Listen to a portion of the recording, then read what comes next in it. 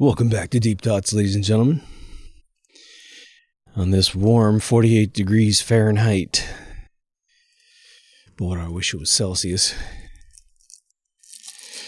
It's technically Monday morning. It's about 2:30. Working on a logo for myself, which I will debut a little later down the road. Should be pretty cool. Patreons know what's going on.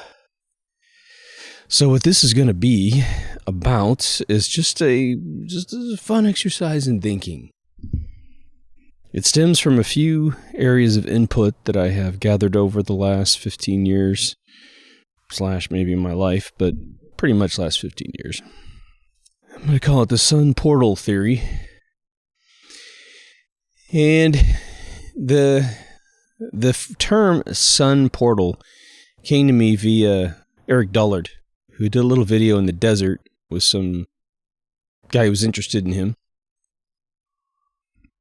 In the videos, some of you have seen it. He's just got the driver's side door open. They're just kind of out there in the middle of somewhere. It's winter or something because he's kind of bundled up.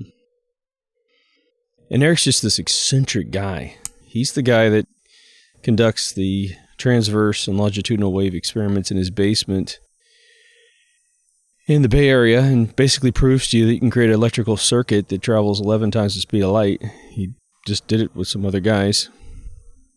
And I think it's Borderland group that he created in '86. You can also see that Eric Dullard. I'm pretty sure it's Borderland. Every time I say that, it's wrong somehow, but anyway. His father was an electrical engineer, as I understand it. And they realized that he was really brilliant by the age of 7.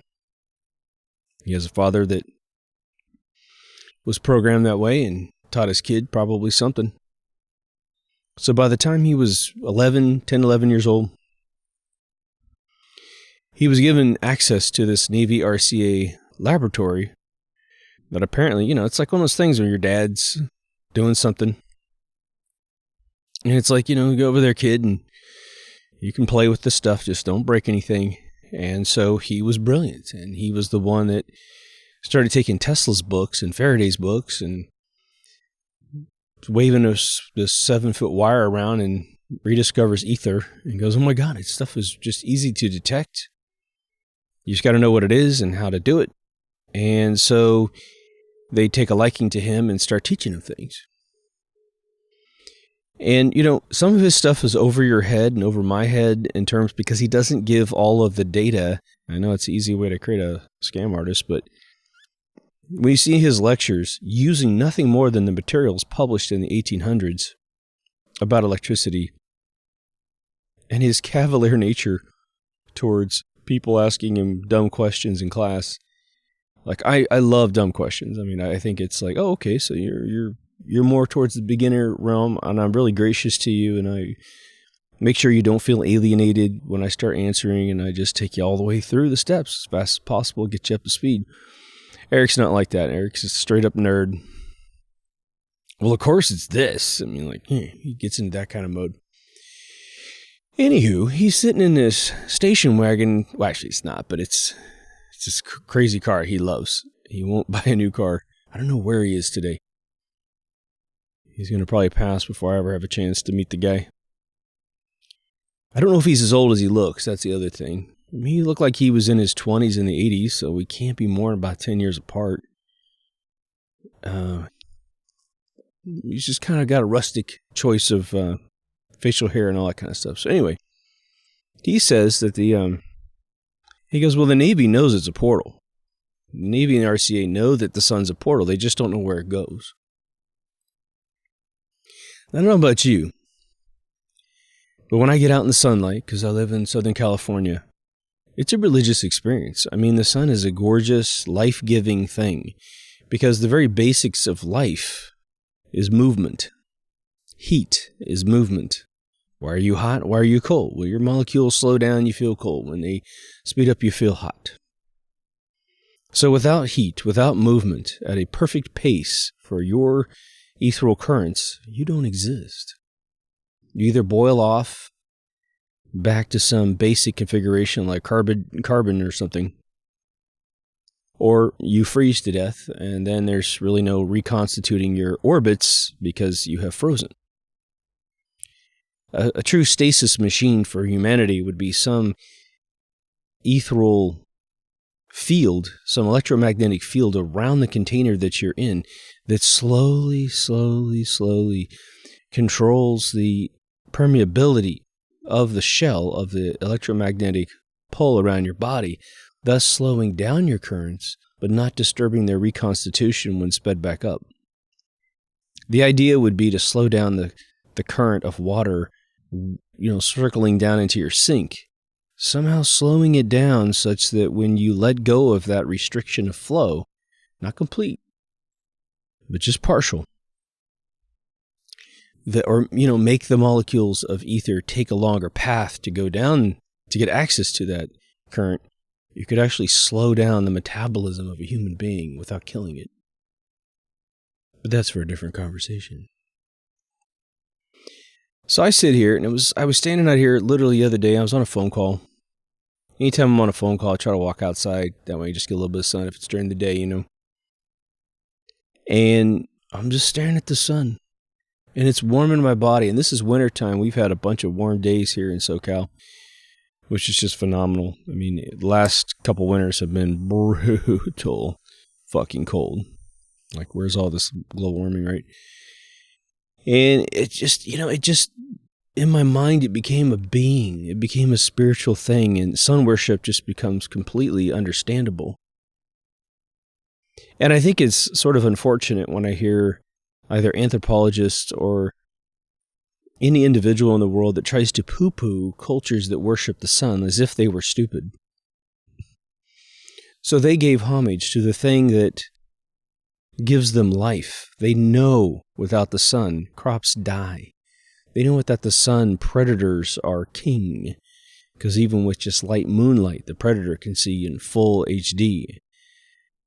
And you can't. It gives us this beautiful tone to our skin. I don't care what color you are. For me, the cultures, this is my understanding, that the Asian cultures that like to stay out of the sun, it was a sign of royalty and wealth that you didn't have to work in the fields. You didn't have to go outside to do anything. The person who was tan was the peasant. And thus became this ridiculous divide of you're trying to convince the rest of society that you're having more fun sitting inside doing nothing than getting outside and actually using your body, which is where your body rewards you with a more healthy body and endorphins of a job well done. Tearing your muscle, getting stronger. You survive longer outside than inside, for sure. As long as you can protect yourself from the elements, right? But I'm looking at the sun just 2 days ago. And I'm looking at it, maybe it was even yesterday afternoon, I'm thinking, this moment I was having looking at the sun, it felt like a being. It felt like it was leakage from a heavenly world. And all I'm doing is looking at this, and whatever distance there is between me and the sun. One theory says a long ways away, another theory says it's closer, much, much closer. But I almost felt like a Hollywood moment where there was the sun rays were so beautiful coming at me. There's no filter besides these sunglasses. And it felt like there was almost a ledge that was being extended from the bottom of the sun's sort of, lens flares to underneath my feet, such that if I could just get on the edge of that plank, I could just walk straight into heaven. It was the feeling I had. It was definitely a wonderful feeling. Why wouldn't it be? It warms my body, makes me feel good. Now we know that there's this illumination worship by individuals that are, by all other definitions, by any other definition, are completely fucking evil people by our standards of living. So the value of this episode is to get your mind to switch a 180 just as an observational exercise for your brain. Again, this show is all about making your mind think. So imagine this. We are surrounded by blackness, darkness. In any biblical metaphor of the term, there is light and there is dark. Dark is evil and light is good. The Dead Sea Scrolls talk about the people of light and the people of dark, and it's not talking about skin color, it's talking about your soul. Now imagine that the light is heaven, that the light is God, not just this physical, ball of fusioned hydrogen on the outside of a plasma ball of ether in an electrical universe. It is actually a portal to that heavenly realm. And that all we have to do is choose to be in it, to go through that little hole. But we're stuck inside mortal coils, and we're stuck on this plane of existence. Regardless of what shape it is, we're stuck here. And it's not like there's not wonderful things that can happen on this planet. I mean, there are. There's things. You can laugh and fall in love and accomplish something. You can go from being a child to a teenager to a young adult, old adult, elderly adult. You can contribute to the overall mean of existence. You can embed yourself into the history. You can leave behind your DNA to procreate. All things that we attach value to because we are in this human vessel. We keep thinking about the Matrix because things are so gaslit right now. There are so many conflicting concepts that claim to be the truth, but none of them can get along with each other. But you wonder, again, why is it that when a person gains all the wealth in the world and all the tangible knowledge that this world can attain, they have access to the Vatican's basement, they have access to the Rothschild art collection and historical collection. There is nothing besides local history that we can't have access to, meaning someone in Paris who's been in the Club 300 for, say, the last 400 years can't access the Club of Rome stuff up there in Russia. So there's some proprietary, localized stuff, but in terms of how those pyramids got there, if they have ever been figured out, they have figured it out. They know who did it, when they did it. All history that's ever been discovered, whether there was giants and pygmies, they got the skeletons, man. And somehow these individuals at this infinite level of knowledge all unanimously become psychopaths from our perspective. They become killers. They conduct experiments on human beings. Their regiments due to fake illnesses that they claim are circulating the world but aren't. Injecting us with one of 3 drinks, one a placebo, one a genetically modifying drink, and one a genetically modifying drink with a cancer-causing agent in it. I mean, everything is going to cause neurological problems, blood clotting, all that stuff. But they do this. But even before they created this crazy situation, all these wars that could have been easily avoided, negotiated away, are stoked like the flames in a locomotive. Where they could end war, they continue war. Just because someone won and they don't like it, they go back for a second round like World War II. Maybe World War II surprised them. Korean War didn't have to happen. Vietnam War didn't have to happen. The Gulf Wars don't have to happen. 9/11 definitely didn't have to happen. But yet they orchestrate these things. They orchestrate these things, sometimes from scratch, and sometimes like Pearl Harbor, they orchestrate them in a response to catalyze another group of people to get involved, thus selling all of their children into death, with this promise that Hollywood will make sure in the end that they are celebrated as heroes. In their hearts, they were heroes. Because in their hearts, they fought for their country. They fought for freedom, sold a bill of goods, but nevertheless, who knows if that was necessary or not? Maybe it was. How is it that they all become scumbags? How is it that there's not a George Soros out there, not one, that's willing to give away his billions to reconstruct society, to help kids get through college, to pass on their knowledge? I mean, there are billionaires out there who do such things, but they are not at the top level of that money. How come not one of them has turned in these kid touchers? Not one of them. Well, let's go on with the theory. The theory I'm going to throw at you is this. What if the entire goal is to get back through that portal? And that this is nothing more than Deadwood, South Dakota. It's Deadwood, South Dakota. We are in the middle of a lawless land that isn't governed by any country. Country being probably that heaven place. Somehow we got ejected into this realm. Maybe by accident, maybe because we did something wrong. I hate to think of the wrong one, but whatever. It doesn't really matter. We're here now. And again, the more that one grows up and matures, this world starts to look more and more like a prison planet because you start to gain this subdermal understanding, the 3D chess understanding of morality and suffering. The very deeds of all these rich organizations, all these mass media organizations, government agencies lying to you 24/7, bending over forward for all these pharmaceutical companies that want to basically systematically destroy all humanity. And yet they worship the sun. The sun, by other names, is called Lucifer. A friend was taking me through the Bible today. Tremendous how much this guy knows. Unbelievable. He knows the chapter and verse of just virtually anything you mention. It's really the good stuff, all the eccentric stuff, man. But he was talking about the couple passages that talk about the sun god. And in the Old Testament, I believe, there's a passage that talks about the sun god being the devil. Now, we know that prior to Christianity, lots of religions worshiped the sun. Ra from Egypt was worshipped. I don't trust any of the South American worship stories that they were. I don't doubt that South America had cultures that respected the sun's qualities, but this sacrificing child thing to get the sun to be happy, I think that's more of a story to create savage perceptions such that when Europe wanted to roll over them, it was easy. But now, if the sun was a portal to what it feels like, this positive, wonderful place, how could the sun be evil? When it is the very key to your existence, meaning either, and it's key to mortal coil existence for sure, perhaps it has nothing to do with the soul.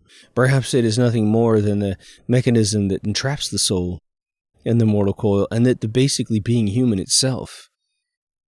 Although we find ways to rejoice within this platform, it is not what we are supposed to be. Perhaps we are supposed to remain a soul, because that's our native form, but we are captured through this egg and sperm thing. That flash of light grabs our tail and sucks us in like a vacuum cleaner, and then we have to go through it this life, which is why we cry when we're born, because we wake up feeling like, oh shit, we just got stuck in this cycle again. Oh well. Our previous life understanding and our previous soul in its last immediate form is forgotten, because as we engage this reality to exist, to not suffer pain, to make sure our mother knows when we're hungry and when we're tired, we have to start communicating, so we slip away from our true form. Not losing possession of our soul, but definitely losing access to its lucidity. Why do the elite call themselves the illuminated? In one way, we know that they think that they're the most illuminated, meaning intelligent people. It could be just simply that simple. Did they lose sun worship even in their opulent form on earth? Why is there a Luciferian character? A goat? Why are all these incredible rituals of death associated with them? Now, we know in the modern world, it's the disenfranchised geek who can't figure out how to engage society that wants society to fear them. That's where a lot of the psychosis of criminals comes from. The violent criminals of the world, once interviewed, once grown up, once in prison for 20, 30 years, will admit to a psychologist or a documentary film crew, I was simply scared of the world, and I wanted the world to be scared of me more. That way they wouldn't touch me. I would then have less to fear, because no man would approach me or dare step before me. So that's a basic algorithm of survival. And actually, if you think about it, it's quite ingenious from a caveman to now that we posture that way. In 2001: A Space Odyssey, the sort of pre-primate man was yelling at the water hole, scaring the other tribe away until they scared him away in the end. And then he came back with the bone and reset the scales of what being scared is all about, forcing them to deal with death. Consequently, when he threw the bone in the air, Arthur C. Clarke's desire was to make that a nuclear bomb. So you would have a bone being thrown in the air, turning into a nuclear bomb, being the modern-day interpretation of the same threat. But it threw the pace off of the film, and it took it in a different, darker direction. So Stanley, I think, made the right decision, turning it into some sort of space station module. We get really bent out of shape when we see children suffer in this world, because it's instinctual that it is our goal to protect them, and suffering is definitely not a part of my theory here. Suffering should never happen. Why would it? Well, we do struggle with death. A death of an old person is okay because they have accomplished their life. They're basically just playing a game, and when you get old and you become infirm, it is just a game of survival. How can you wake up every day, feel the least amount of pain, stuff enough nutrition in your mouth to get to the next day, and then maybe improve your mind at some tangible rate that has value? Or have an experience where you're happy. Watch your favorite show on TV if you're in a wheelchair. Be with other people. Hear laughter when it's sort of the last thing that's in your heart, perhaps. But the younger that this algorithm descends, then we get a little concerned. Why would young people get ill and die, get in accidents and die? What God would allow such a thing to occur? It really prompts your most intense, instantaneous judgment of who God might be as an individual to allow such things to occur. One of the solutions, of course, I suggest on this show is reincarnation. If reincarnation is the way this works, then you're simply riding the ride at Disneyland, getting off and riding again. And regardless if you get off halfway through it, you can still go right back to the front and ride it again. You know, we have a lot of security devices on rides that keep us in the seat, but imagine a roller coaster that goes upside down without that thing that goes over your chest. And for some reason, weighing a little bit more, you flop around in the car and you get thrown out. But you don't die, necessarily. Your soul doesn't. And you go right back to the front. You're like, okay, my game is to continue doing this until I don't weigh so much and get all the way to the end, and then I can say I've been through that journey.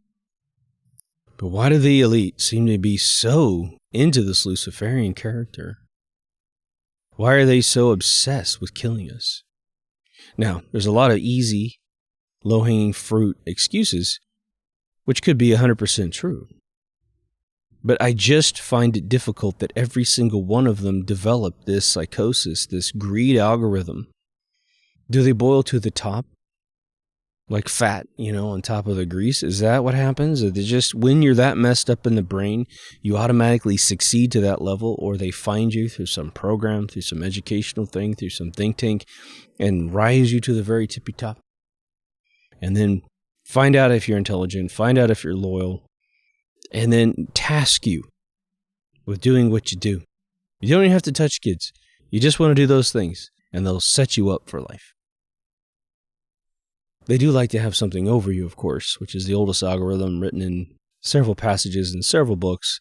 And as soon as film, radio, television came around, it was embedded in a bunch of fiction.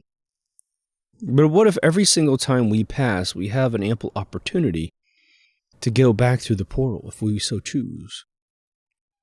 Perhaps it is simply in a matter of awareness, like an incubation of sorts. The more primitive the soul doesn't know that when it dies, it has the choice to go through that portal. But the more the soul spends time here and these epiphanies start to appear in human form, that once we transcend to this other realm, we then look around. We're not being pushed around in the universe. We are looking around the universe, and we see the light, and we go towards it. And then we go through that membrane, and we find the dream world forever. With the choice, I guess, return if we wanted to. Maybe that's what we're doing. In the movie Nightmare Before Christmas, there's that infamous scene where the Jack Skellington finds himself in the forest, and he has the trunks of several trees before him. And each tree has a door to another holiday. Of course, he's, I believe, coming through the pumpkin door, right? But he sees the Christmas door, and it's just amazing. It's the tree. Christmas tree embedded into the trunk. He can't resist, and he goes through and he falls into the Christmas world, right into Santa's workshop. And that's where Danny Elfman sings one of the most incredible songs he's ever written, called What's This? He had the choice of staying there, but of course he wanted to bring the magic back home. And so there's this idea that, and even on Earth, we have this routine that we do. We go camping, we go on adventures, we go on vacations, we go to study abroad or something. Boy, is she amazing, right? But you find things, you learn new things, and then you come back to your hometown or your workplace where you live, and you want to engage in this new knowledge that you have discovered. You want to try it out. Perhaps if you learn how to do something that they don't do where you live, you want to show everyone because you have the same materials. You figure if you're interested, they're interested. So going away, going back through the portal and experiencing our true magnificent world where those pyramids were actually designed. Being with the inventors of that and basking in this deep thought universe where everyone is a thinker, everyone's a creator. There is no competition. There's simply enablement. If you need information, you can always find the mentor to teach you. And that education makes it fun.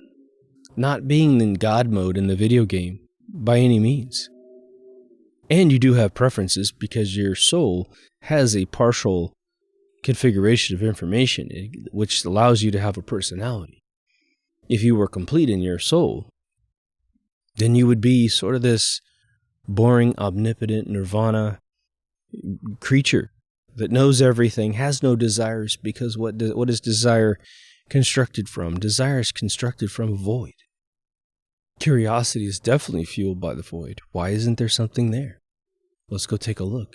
I can't see over there. There's a void of information coming from over the elephant bone graveyard. I want to know. There's mountains over there. Aren't we on a mountain? I feel like we're on a mountain. There must be some cool stuff over there.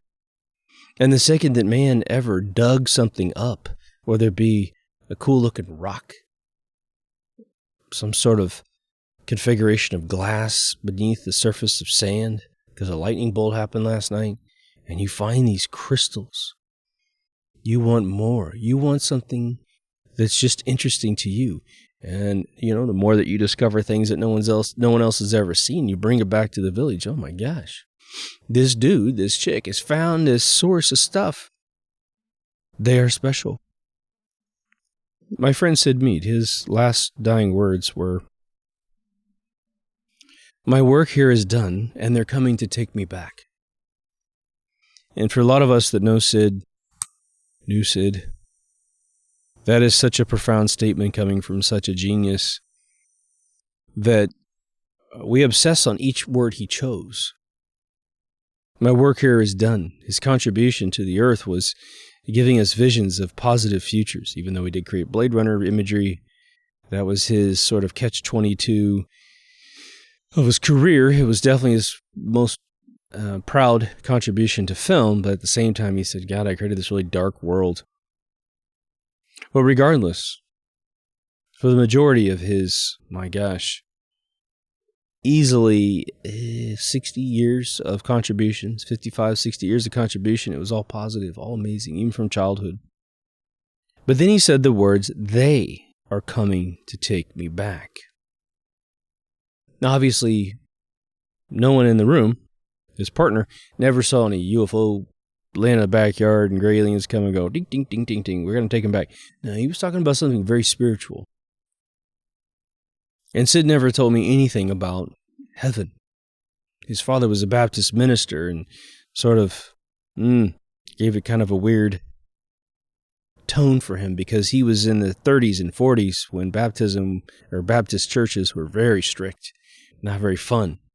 So it wasn't something he really wanted to have a big part in. He didn't criticize it, really. He just left it out of the conversation. He did believe in aliens 100%. 100%. He thought they were already here. And he never really explained that, but that's what he said. But he never talked about the celestial world, the soul world, even towards death. He never did. And there's nothing more spiritual than saying my work here is done and they're coming to take me back, in my opinion. But I think about that portal thing and I think, my gosh, what if that is truly the expressway to go back to this place? Now, for an astronomy professor, they're going to laugh and say, well, my God, this is just a star. All those other little sparkly things in the sky, those are stars too, and we've named them all. We've theorized how big they are. A lot of it's guessing work, okay? For those of us that are closer to believing in a matrix, we do believe that the moon that apparently perfectly eclipses the sun, and yet they are, in official terms, almost infinitely apart in our solar system, to be able to perfectly eclipse each other. That's not what they are, and that's not where they are in the universe. So the entire cosmology model collapses once you start to acknowledge this infinitely unlikely circumstance that a ball 236 to 38,000 miles away is going to perfectly eclipse this random ball of hydrogen is supposed to be 93 million miles away. Once you do that little computing in your brain and stop buying the Kool-Aid that they're selling you, everything collapses and you get a lot closer to the flat earth model. Which there's two sides of that game. One group obsesses on the shape of the earth, and one group acknowledges the closeness to God and the fact that wherever we are is definitely some orchestrated event, perfectly put together to give us these two bodies in the sky that are the same exact size. And again, I'll just throw in there as a footnote, one of my most romantic theories that I heard is that the moon is a burned out sun, which is why it's the exact same size. The reason why it is white is that the surface has been reduced to ash. The crater marks are not craters, they're boil marks from when it used to be a sun. And as it cooled off, those bubbles just kept slowly ceasing. And the guy in the mid-50s who said that there's no way that we can land on the moon because we have proven that it's a plasma ball completely complements that theory. So is the sun. So is the earth. For me, it doesn't matter the shape. For me, there seems to be almost a communication protocol from the sun. If you pay attention to your soul when observing it on a day when it is rare to be out and rare to be throwing at you 75 to 85 degree weather in the middle to late November. That's one interesting thing about where I am in the world. Now, for the people who live on the equator, it must be tremendous to be in warm weather all year round.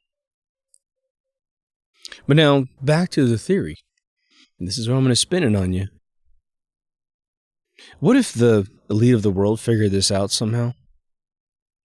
By not just using, electron monitoring equipment or photon, monitoring equipment, but diving into the spiritual realm with all these secret projects that study all the things that they say don't exist. Because the second they say something doesn't exist, it probably exists, and it's probably a profound component to our universe.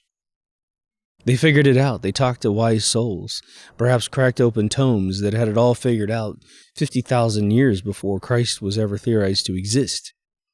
Perhaps they didn't understand it for a long time, but over the years they deciphered it, found more tomes, found more people that were just autistically brilliant in this field and said, well, you just don't get it. It's this, this, and this. And through observable reality and predictions, they were able to prove to those who run the world that this is indeed the portal back to heaven. And on one day, one of these rich, greedy, weird people said, well, then how do we get back through that portal? And what is it like on the other side? And someone said, well, you just die. You let go of this mortal coil of yours, and you will go back through that realm where you will own nothing and you will be very happy. And so they make the decision. They go, well, geez, it's interesting that we actually want to be on this planet. We like living here. We like having all the stuff that is perceivably stuffable. We want to have it all. This recent, maybe, last few thousand years where people became commodities. The pedophiles and all these guys. That's perhaps a recent evolution in the demented mind of these individuals, even though it's a predominant component of what they are trying to hide today.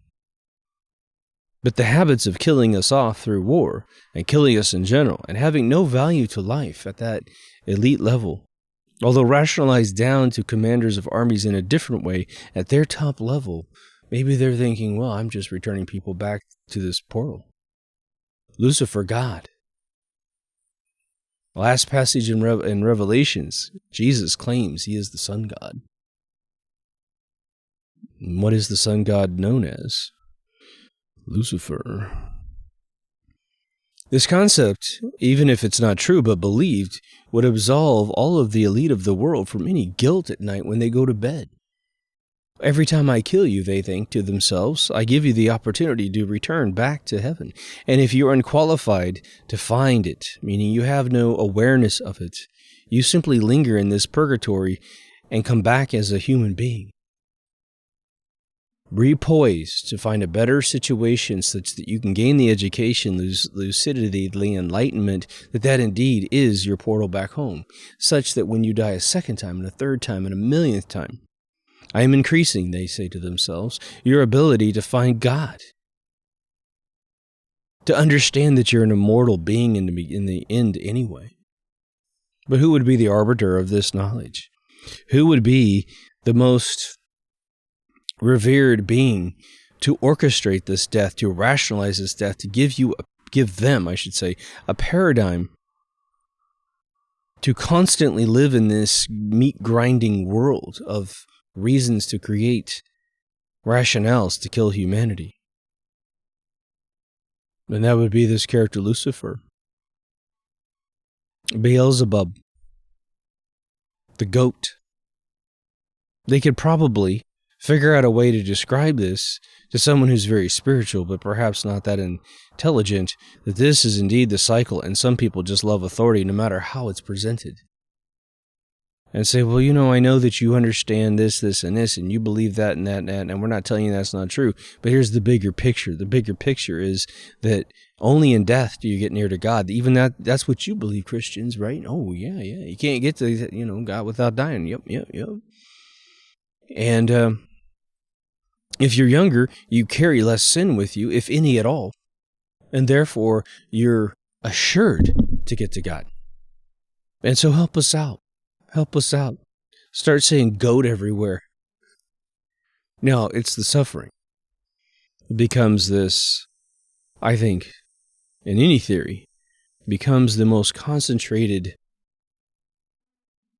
experience of evil that one could pass out. But I could see some demented mind saying, well, in the end, imagine just an elite person coming up to you and saying, well, have you ever suffered? And you say, well, yeah, of course, this, that, and the other thing. My college professor was horrible. His girlfriend was bad. My parents were just annoying. My dad beat me up. And they said, no. We're talking about really suffering. And you're like, well, what the hell are you talking about? Well, have you ever been, beaten up for a really long time? Have you ever been starved to death, up to starvation, up to death point, and then reconstituted? Or all these other crazy things you see in scary movies. And you're like, well, no. Not something I'm really looking forward to experiencing. And they say, well, once you go through this experience, all this weird shit on the internet, right? All these fucking S&M people, guys that like to get kicked in their nuts, and they pay people to do it. And they tell you, well, you just haven't experienced that yet. This is something that you have to experience because you're alive. You're so alive. All your senses are at maximum. Most of us think they don't have a very good imagination. I would definitely say they lack some creativity in their life, right? I can tell you that with the pastimes that I have, I wish I could stop time and just engage in them, to read every book that I ever wanted to read, write every book I ever wanted to write, every movie, draw every piece of artwork, whatever, sing every song, whatever. I've got infinite lifetimes worth of stuff in just this form of my body that I'd love to do, that I will never be able to do, even remotely in a complete form. But for whatever reason, being raised rich and spoiled, it kills that circuit of creativity. So they immediately go off to some lowbrow technique that they believe makes them sophisticated. Haven't you ever seen some of these performing art shows for the elite that are just fucking weird? Where it's just bizarre. I mean, it's really a halftime show at the Super Bowl these days, but it used to be, just some really macabre, weird shit. But it'd be all people dressed in white doing weird shit, and you're just like, is this art? I mean, I guess, art is this place where everybody can say that whatever is being created in the room is a unique experience, like a snowflake, and therefore it is art. And I guess you can't disagree.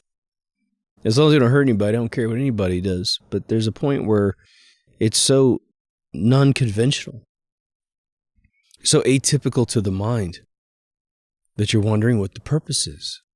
I always thought it was simply that they are doing sort of nonsensical things that they know the rest of the world has never done this before, and so they love that. I used to make this joke at work where I said, I'm going to do something right now that no one's ever done. And I would pull out a piece of tape, and I'd fold it in on itself, so the sticky sides, I have a non-sticky piece of tape, and then I'd staple it like 10 times, and I just stapled tape. That's like something no one's ever done in the whole world, and everybody'd laugh. This was like in my 20s. And I feel that there's a rationale like that. But in the end, everyone's fighting constantly. They could make this place a utopia, but they don't. But at the same time, the overlord of this world that we're in, the God being that we tend to all gravitate to at some point, whether we decide to believe in him or not, we all gravitate to the decision. I think the overwhelming majority of enlightened people do believe in a God because they can see so many indications that life has been designed. I mean, way beyond the succulent plant that has Fibonacci patterns that'll blow your mind. That's algorithmically, potentially just ether doing its thing. However, like I always say, all the fish, the insects, the birds, the animals, human beings, we are magnificent. In fact, the human being is probably the oddest looking thing on the whole planet. Everything else is super duper refined and very identical. When you see a grizzly bear in one state in America, and you go to the furthest state away where the grizzly bear exists in a different realm, yeah, if you pay attention, you could find little idiosyncrasies and injuries and age brackets that are different, but for the most part, that bear looks exactly the same. The human beings, my God, we come in all shapes and sizes. We are weird. When you look at a praying mantis, you just have to find out what species it is, and all the rest of them look exactly the same. The paint jobs are nothing shy of a specialized paint kit on a Lamborghini, chosen to look sexy and cool and interesting. But now, what if everyone believed in this theory? What if everybody who believed in reincarnation wasn't given the second gift, which is the value of life? We'd have a bunch of people probably electing to take themselves out of this world to short-circuit the prison planet. And then, prior to that, concentrating heavily on what they think they might be experiencing to get through this portal the other way, so that they can return to heaven as quickly as possible. Again, one of my writing mentor, he told me the first night I ever met him, it was the most surreal moment, because I'm looking at this guy that I have. He changed my life. I mean, he utterly changed my life with his first film he ever made. And he's sitting on his sofa, and he's got these guests, because we just watched 25th anniversary of the movie at a local theater, and then I got invited to his house, and I can't take my eyes off the guy. And he's talking about the fact that he got on a raft once in the middle of the, I think, Atlantic Ocean off the coast of Florida, and he nearly got stranded at sea. And he was stuck out there, and he said, I believe that he had dropped acid, I think, or he was hallucinating due to being out there too long, but it was the middle of the night. But it had a full moon, or at least enough moonlight, he was seeing something. But he said he saw this sort of band of souls in this sort of ribbon, just like when you see the animation of what's supposed to be the solar system and us and the sun, everything going through space, and it's creating that double helix through space. He gave me the impression that that's what he's talking about. It was like a bunch of souls wrapped up, and they were just diving in and out of the water. And he said essentially that it was funny because he was talking about this. It was super fucking deep, and nobody was really paying attention to him because he had lost them. And I'm staring at him. I'm right there with the men. And I'm behind him. A couple chairs. And he's talking to people to his right, and they turned away or whatever. I mean, I just drifted or whatever. And then he looks at me. And he goes, I think his quote, if I were to quote him as accurately as I can remember, he said something to the effect of, he just makes eye contact with me and he goes, "We don't leave this planet, motherfucker." And I was like, whoa, wow. And I just had never conceived of that. But what was interesting about it is that in all the years I've known him after that, he never really talks about the spiritual realm at all. In that example, you're not only talking about a spiritual existence and an afterlife, but you're talking about an ecosystem component to where the soul can be, I don't want to say trapped, but definitely spend time. It's hard for us to think about the idea that as we are born, we started out in one particular location, and then we penetrated this realm of existence, took possession of this bag of currents from the universe that we call our body, that we host. It hosts us, I should say, as we create this soul-body-mind connection from beginning, middle, and end. And then we return back to the universe and travel to our centralized location where we started from in the first place. We don't really think about driving around this universe in our souls, going from point A to point B, back to point A. But indeed, that could be the case. And that sun over there could be our closest portal. And even if, in the cosmological model, all these other suns exist, let's just say, and potentially host life in some orbital thing, let's say it's real, it doesn't mean that they're not portals too. That's the sort of time bandits map to get all over the universe as souls. Now, I do have to acknowledge that there was a group in Britain about 10 years ago, probably a little over 10 years ago.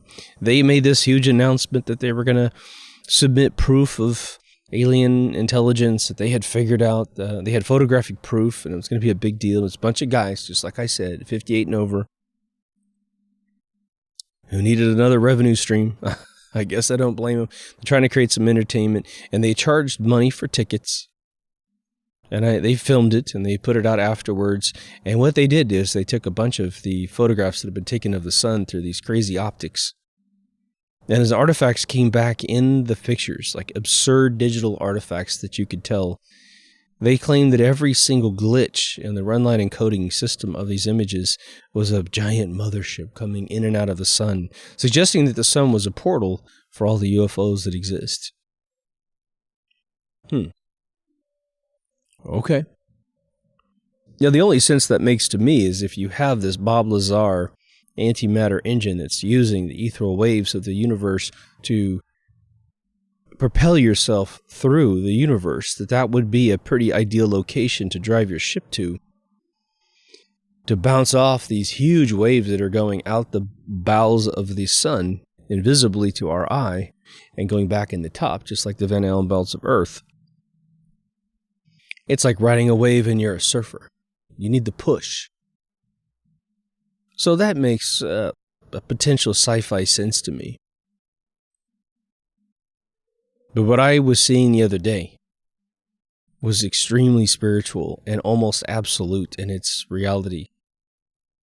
It was as if the sun was talking to me. It was interesting. It wasn't, but it was this incredibly peaceful, wonderful feeling of, hi, remember me? Remember the birth canal of your soul? It's right here. It's called the sun. And don't get me confused with all these crazies out there. We know that there's efforts to block the sun. A lot of people picked up on the spiritual element of that. If they wanted to keep you captive, then deadening your reality to the sun itself and demonizing it to give you skin cancer while giving you a skin cream that, when exposed to photons, goes immediately carcinogenic. That's great. And then telling you a bunch of anthropological stories that anybody who worshipped the sun was cutting up babies and killing them, when all that was happening was all the Epstein bones were just simply being put at these Mayan pyramids, and then European people painted, these ridiculous, totally European cartoons at the temples saying that that's what the locals did, when there's no other anthropological evidence that they had inkwell and brush. Just revising history. Just like they revised the Great Pyramids to be made by the local pharaohs. Yeah. To be called the illuminated ones, to label the sun as Lucifer itself. Now, Revelations is obviously a very bizarre book, and I think it's written by a different John that might have been trapped on an island that had indigenous peyote all over it, or some other hallucinogenic plant. But I think it's interesting that his last passage says that I am the sun god. Well, taken out of context, one could say, well, that means he's Lucifer. But if you just erase the preceding context that we now hold today about what that word means, they're trying to demonize everyone looking at the sun, everyone understanding that that is the door, and you should be very aware of it when you pass.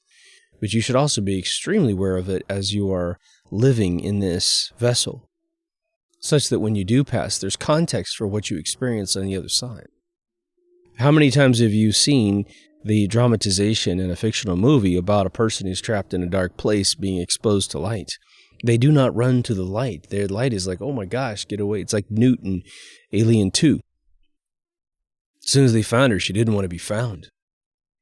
Animals that are kept captive in really weird containers do not run out into the sunlight. It is not a friendly concept if you've never been exposed to it. So imagine they could deaden a whole generation to the sun and its magic. Again, demonizing it through dermatology, demonizing it from an anthropological level that, hey man, you're a savage and an idiot if you think that that thing's anything special. Stay away from that thing. Stay inside, because that's where we want to keep you, in your little matrix pod. It's just interesting that I've lived in different parts of the United States, and it seems that the more northern I went, the more unhappy people were. When I lived in Massachusetts, and God bless everybody who lives there, if you love the place, I don't mean to cast aspersions on you, but it was a very unhappy place. I got a friend who lives in Connecticut right now, and she's like, man, these people are really unhappy, because she used to live in Nebraska. I lived in Southern California when I first came to California. Then I went to the Bay Area. Then I came back to Southern California. When I was down here, everybody was so freaking chill. I've said it 1,000 times on the show. I go to the Bay Area and all of a sudden everybody hates everybody. The natives hate each other. Of course, they hate the domestic immigrants who are just coming there to steal money to go back to their home state of somewhere in America. They came back down to Southern California and oh my God, it's just completely cool and chill.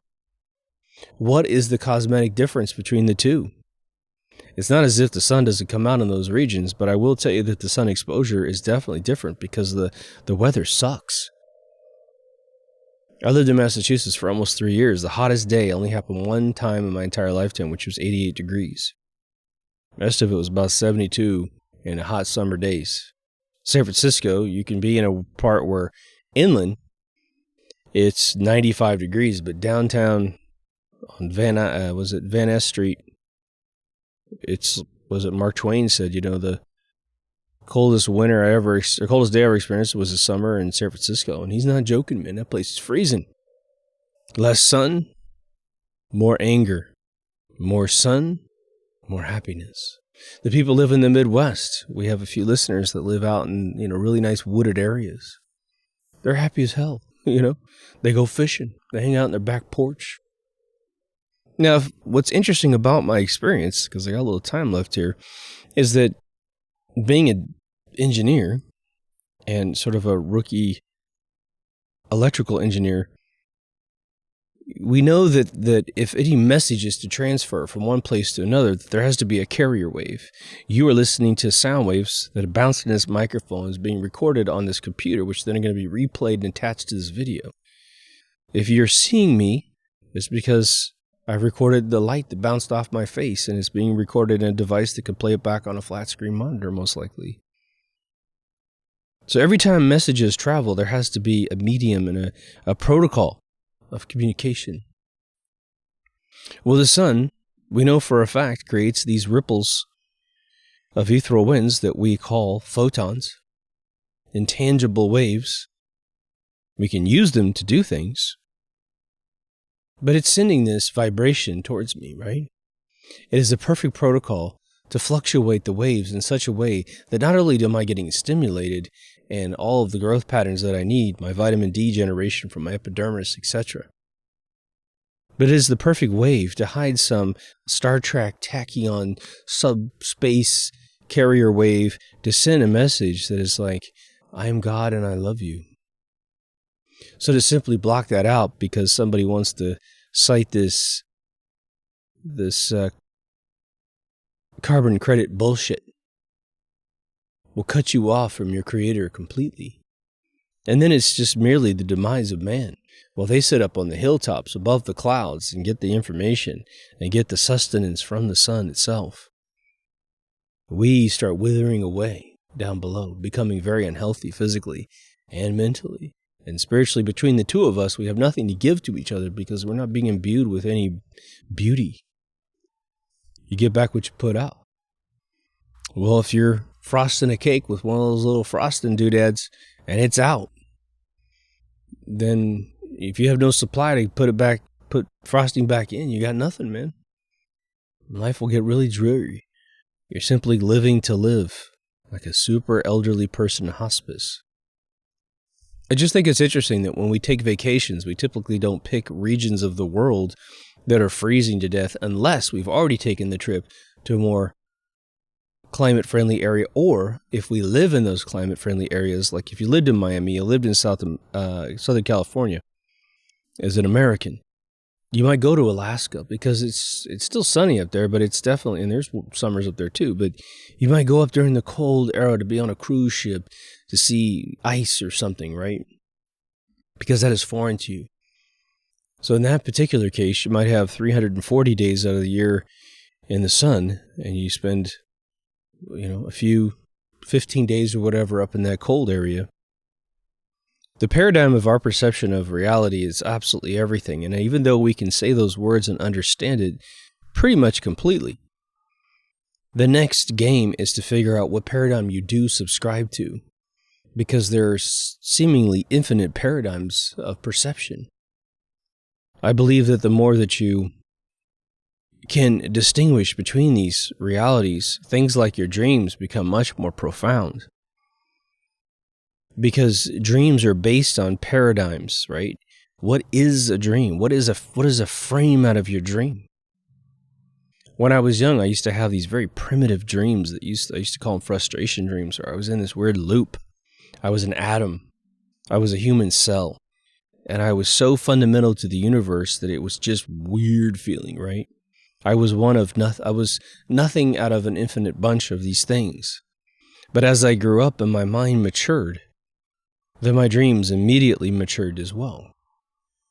I think about things like depression and people going through those modes in life, right? We've all had moments of depression, whether they be for an instant or for several years. And it does feel like to me that it is some sort of tank within us that has gone barren. And it could be something just as simple as access to the sun. And it's like a fuel that could be used for all things that human beings can conceive of, that we can do in this world, right? Where we can physically and mentally pull off. We talk about low frequency people and high frequency people. What I find very interesting is that the people who are obviously high frequency, just like a computer processor, as I say, you buy a computer because it has faster megahertz, gigahertz, right? Why do we do that? What makes a higher gigahertz computer better than a lower gigahertz computer? Well, it's because the voltage goes up and down faster. And that voltage going up and down allows you to create binary packets of information. It processes your stuff faster. It gives you better color. Makes a better video game. Plays your movie back faster in 60 frames a second or more. Well, lower vibration person is going to have much more primitive concepts. Maybe they can store a big concept in their brain, but it takes much more time to process it, just like a computer. So when you talk to them and you're high frequency and you're taking a sampling of their thought process over a period of time when you can process, say, 100 gigawatts of data or whatever it is, they can't get, much more than atomic Sinclair done in that time frame. Over time, they might get to the same ascension that you have achieved, but it takes way more data. And depression could be nothing more than ingesting chemicals that slow you down, or not getting your batteries refilled by the sun. What is the key sign of depression? Well, there's a bunch, but I can tell you one of them is hiding in your bedroom forever and ever and ever. That's just the best place to be.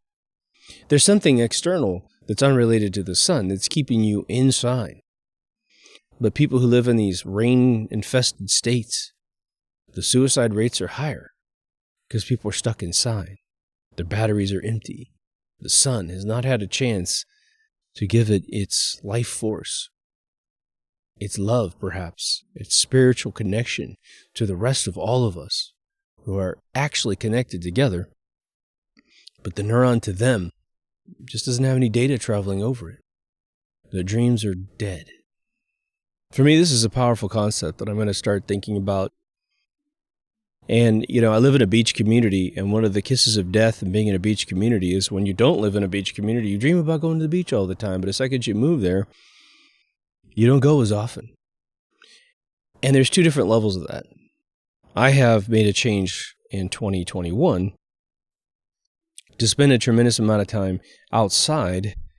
I mean, I should say my back patio has been my life since I lived in this house, but I get my lunch specifically 1 mile from the beach. I can see it from where I'm sitting. Tons of sun. I just make sure I pull a chair out of the shadow in the wintertime, and I get a lot of good weather.